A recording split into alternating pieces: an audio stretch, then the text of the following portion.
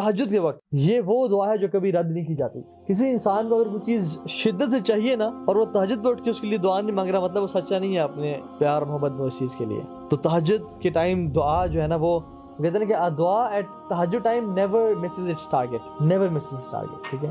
क्योंकि अल्लाह सुब्हानहू तआला, आज ही की मैंने हदीस पढ़ी, इसमें था कि अल्लाह सुब्हानहू तआला तहज्जुद के टाइम में अपने हाथों को फैलाते हैं और कहते हैं कि जिसने दिन में तो गुनाह किए वो रात को बख्शवा ले, और जो रात वाले गुनाहगार हैं उनके दिल में अपने हाथों को फैलाते हैं कि जो रात को गुनाह करके वो दिन में बख्शवा ले।